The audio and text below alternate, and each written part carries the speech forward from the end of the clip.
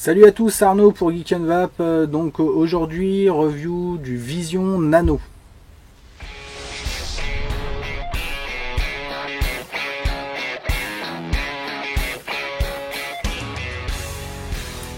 Donc le Vision Nano, un petit Cliro bottom coil, donc avec l'alimentation par le bas. Donc tout petit Cliro, 1 ml de contenance. Vraiment fait pour les petites cigarettes électroniques ou pour tester des juices, pourquoi pas.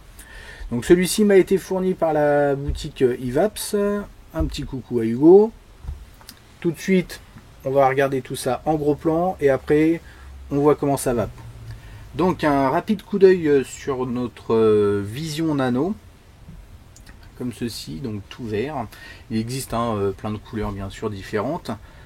Hop, voilà. Donc ça va être assez simple. Donc voilà, V-Nano.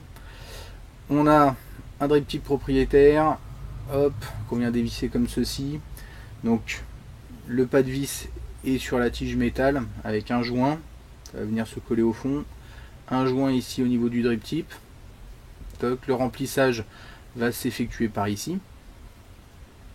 Ici, on va regarder de vraiment plus près. Voilà, à l'intérieur. Donc on a deux trous pour l'alimentation du système. Toc, V-Nano. Et donc une connectique 510 avec les deux trous d'airflow et aussi la connectique. Donc un tour très rapide. On ne peut pas bien sûr changer la résistance. Une fois que c'est mort, on jette. Bon, ça vaut pas bien cher. Donc on va mettre un peu de liquide. Hop là. En espérant que j'y arrive avec la pipette. Il n'y a vraiment pas beaucoup de place. On va essayer. Ça va vous permettre de voir si ça passe.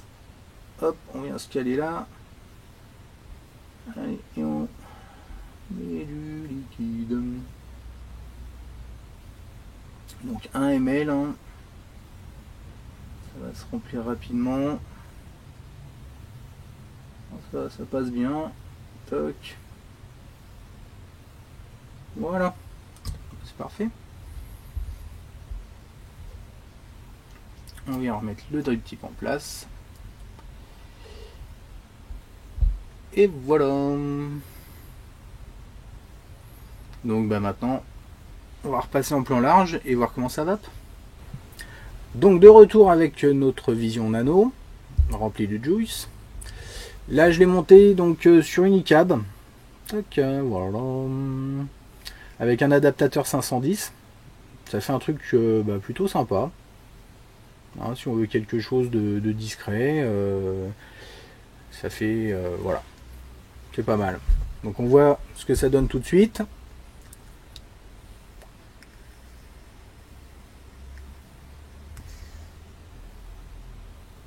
Voilà.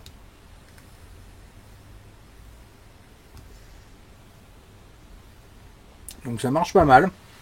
Ça marche pas mal. Bon après autant que peut envoyer une cigarette électronique de ce type là. Donc là je vais monter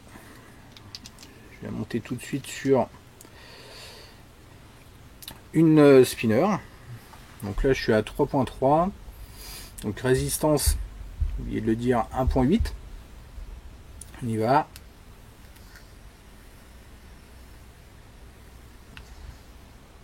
Ça reste léger. Bon, la restitution des saveurs est correcte. Là je vais monter à 3.8.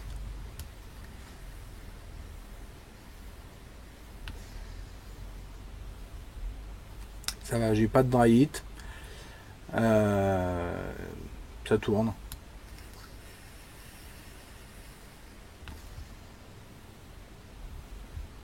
Ça va. Après, c'est pas quelque chose d'exceptionnel. Ça fait son office. C'est vraiment quelque chose qui est intéressant de par sa taille. Pour pouvoir mettre ça sur une iCab par exemple, une eSmart ou ces choses là. Bon, ça va aussi sur une batterie Ego. Maintenant, on a quelque chose, voilà, restitution, bon ça va, c'est correct, mais c'est pas exceptionnel. Hein. Toc. Vous voyez, sur une petite batterie comme ça, une petite 650. Hop.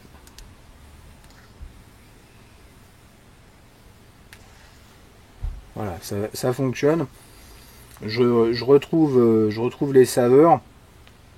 Maintenant, c'est sûr que je vais pas retrouver le même niveau que dans un atout reconstructible ou quelque chose comme ça.